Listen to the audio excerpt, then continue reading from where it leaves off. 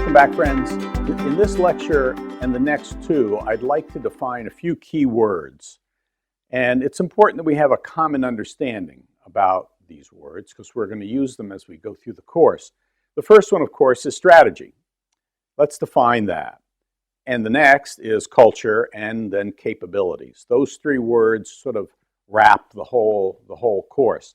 Now, when I started planning for this course, I did some research and I went looking for the penultimate ideal definition of strategy. And guess what? Every book I found on strategy had a somewhat different definition. And I just got to the point of saying, forget it. That's okay. Now, they're all forward-looking, of course. Strategy is about the future, not the past. They're all encompassing. It's not a pinpointed thing. It's a broad thing about who we want to be and what we want our business to be. But the definitions vary. And let me give you a couple definitions from other people. Then let me give you my definition that we're going to use as we go through the course. And I have a graphic that displays some of the key elements that I think are part of the definition. Michael Porter is probably the leading thinker and writer on strategy in the last 20 years at the Harvard Business School. And he said that strategy defines and communicates an organization's unique position. Now that phrase, unique position, is really important. We'll come back to that. And says that it should determine how organizational resources, skills, and competencies should be combined to create competitive advantage. Now, what is position and what is unique? Take hotels, just as an example that we're all familiar with. You have the Ritz-Carlton. The Ritz-Carlton is in one position in the broad market of hotels. Red Roof Inn, Days Inn are in a different position. Marriott Courtyard, for example, you might say is sort of somewhere between there in a different position. So all three of those companies have engaged in positioning and thought through what capabilities they need to have to be successful in their position. But the position, of course, is different, even though they're in the same broad market. And you can take restaurants, you can take airlines, you can take lots of different businesses and think about what position they're in. Think about your market, think about the position that you're in. We'll come back to that some more. Another definition, a master plan, a plan of action or policy designed to achieve a major or overall aim. Another, Johnson & Scholl, strategy is the direction, where we're going, the scope, how broad that is, of an organization over the long term, which achieves advantage for the organization through its configuration of resources within a challenging environment. We're going to talk about the environment a good deal. To meet the needs of markets and to fulfill shareholder expectations. So all those are right definitions. Now let me give you my definition that I'll be working off of. Very simply, strategy is the long-term purpose, goal, and plan. Purpose, why are we in business? What's it going to look like when we're going to get there? How do we know when we're there? That's what goals are about. And plan, what are the steps in getting there to achieve sustained business success? If you're not a business, if you're a nonprofit organization, just put sustained organizational success in there, same thing. Now, I think there's some corollaries of that larger definition. First, strategy must take into account the changing landscape or environment. We're going to talk about that a good deal, but the landscape is the economic environment, customer preferences as they change, technology is in environments on the landscape. We have to adapt to that, changes in technology. And it must take into account current and possible organizational capabilities. Now, what do I mean by capabilities? Needless to say, you know Radio Shack, just as 2 weeks before I'm recording this, declared bankruptcy. Now, Radio Shack had a lot of property. They had a lot of stores. And they'd been in the electronics retailing business for, good heavens, a very long time, since I was a small child. They had certain capabilities, but stuff changed. The world changed. The landscape changed. And obviously, they did not adapt their capabilities, their ability to deliver to their market in a way that enabled them to succeed.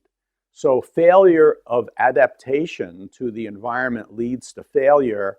You have to know what your current capabilities are, and do those capabilities match what's going on the landscape or where the landscape is moving.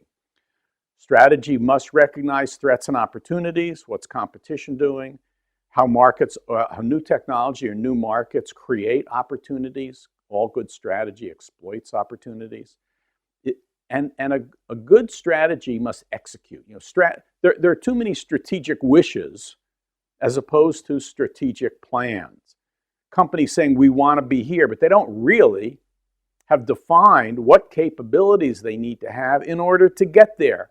And they don't have the plan in place to put them there. That's a real active, an action-oriented plan. We're going to work on that during this course. But you must design the technical and social systems and processes to achieve economic performance. Capability resides in processes, and there are technical and social processes, and we're going to deal with both of those as we go through the course. Now, this diagram, let's just look at this for a while. Michael Porter said that operational effectiveness, as in lean manufacturing, high quality, speed, process efficiency, eliminating work in process inventory, continuous flow, all those things that make up lean manufacturing. He says that's not a strategy. Operational effectiveness is like a commodity. Everybody has to have it. Everybody has to pursue it, but there's no uniqueness in it. And he said, actually, Japanese companies, for the most part, don't have strategies. They just pursue operational effectiveness. And he said that sort of implying that, they'd be better off if they did. Well, then he mentions Canon and Sony as examples of a few Japanese companies that do have strategies. They do pursue different positions in different markets, and they're diversified. Now, here's the problem. Go get a 10-year stock chart of Toyota and Honda, on the one hand, who pursued operational effectiveness with passion, but supposedly didn't have positioning strategy. I think it's debatable, by the way. And then take a look at Canon and Sony and their stock performance over the last 10 years. And which one do you wish you had invested your money in 10 years ago? And I'll tell you the right answer, you don't have to go look, but you're welcome to, is Honda and Toyota. Operational effectiveness has beat out positioning in terms of economic performance. Now, do you have to choose one over the other? My argument is you must do both. You must, if you're in the hotel business, you need to know whether you're in the Ritz-Carlton business or the Red Roof Inn business, because it matters a lot. It defines the required capabilities that you have to work on developing. It defines the processes you need to work on. But in either case, you have to do them well. You have to pursue operational effectiveness. You have to eliminate waste.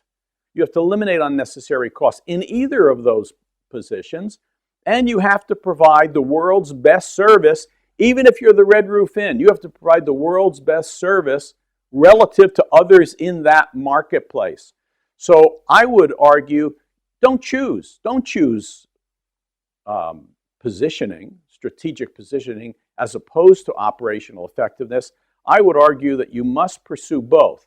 Now, in the center of this diagram, you see, I have innovation, tech and touch innovation. What do I mean by that? No matter what business you're in today, technology is a major factor in your business. Healthcare, retailing, any, obviously, computer service-related business.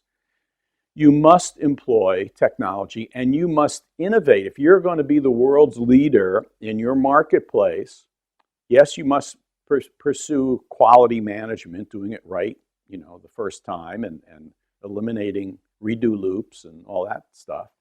But you must innovate. You must create better ways to employ technology. Tech and touch. What's touch? Touch is how you interact with and communicate with customers in your marketplace. How you make people feel is touch, right?